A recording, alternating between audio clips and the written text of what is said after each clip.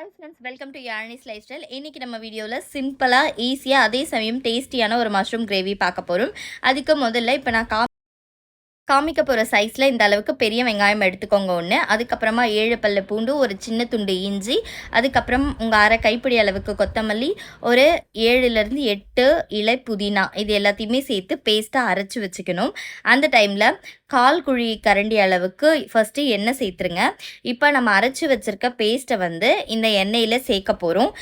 அது வேறு எதுவுமே இதில் சேர்க்க தேவையில்ல. அந்த பேஸ்ட்டை ஃபஸ்ட்டு வந்து நீங்கள் சேர்த்துருங்க. அதில் இருக்க இப்போது வெங்காயம் அதில் சேர்த்துக்கிறதுனால அதில் கொஞ்சம் தண்ணி இருக்கும். ஸோ அந்த தண்ணியெல்லாம் வெடித்து இது வந்து நல்லா பச்சை வாசனை போய் இந்த மாதிரி வதங்கி வரணும். அந்த டைமில் கருவேப்பிலை சேர்த்துக்கோங்க. இதை வந்து அப்படியே சிம்மில் வச்சுட்டு இன்னும் கொஞ்சம் பேஸ்ட்டோட பச்சை வாசனை போகிற அளவுக்கு வதக்கி விடுங்க.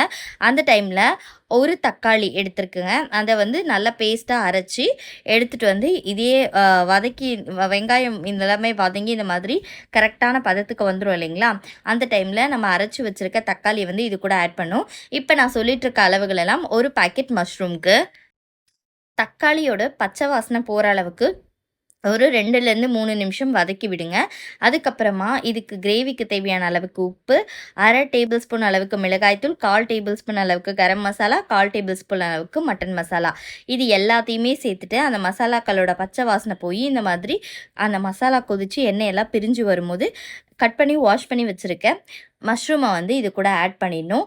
இப்போ நான் எந்த தண்ணியுமே சேர்க்கலை. மஷ்ரூம்லேருந்தே தண்ணி பிரிஞ்சு வந்து இப்போ எப்படி கொதிக்குது பாருங்கள். இப்போது இந்த டைமில் நான் வந்து ஒரு 1/2 டம்ளர் அளவுக்கு தண்ணி ஆட் பண்ணுறேன். அதாவது இப்போ பாருங்கள் எவ்வளோ தண்ணி ஆட் பண்ணியிருக்கேன்னு உங்களுக்கு தெரியும். இதை ஆட் பண்ணிட்டு நான் வந்து மூடி வச்சிட போகிறேன். ஒரு 2 நிமிஷத்துக்கு ஒரு முறை எடுத்து வந்து இந்த மாதிரி மிக்ஸ் பண்ணி கொடுத்துட்டே இருக்கணும்.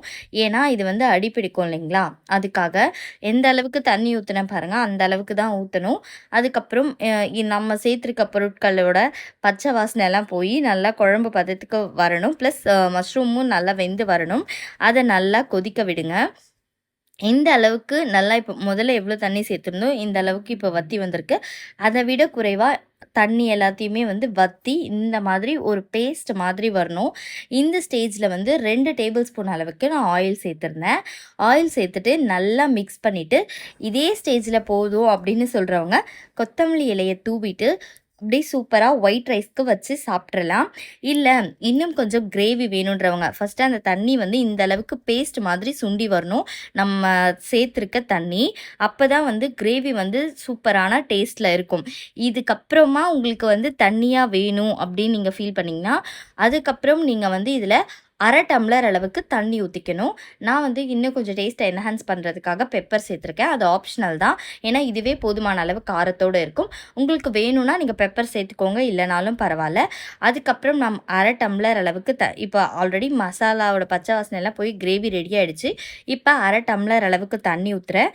எண்ணெயெல்லாம் பாருங்கள் எவ்வளோ சூப்பராக பிரிஞ்சு வந்துடுச்சு.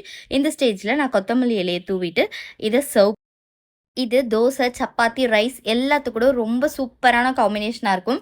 நான் சொல்கிற மாதிரி ஒரு டைம் ட்ரை பண்ணி பாருங்கள். கண்டிப்பாக அடிக்கடி ட்ரை பண்ணுவீங்க. ரொம்ப ஈஸியாக வந்து வேலையும் முடிஞ்சிடும், டேஸ்டியான கிரேவியும் ரெடி ஆகிடும். இந்த மாதிரி நிறைய யூஸ்ஃபுல்லான ரெசிபிஸ் வந்து நம்ம சேனலில் இருக்குது, போய் பாருங்கள். அந்த ரெசிபிஸை நீங்களும் ட்ரை பண்ணி பார்த்துட்டு எப்படி இருக்குன்னு கமெண்ட்டில் சொல்லுங்கள். மறக்காமல் நம்ம சேனலை சப்ஸ்கிரைப் பண்ணி சப்போர்ட் பண்ணுங்கள். பாய்.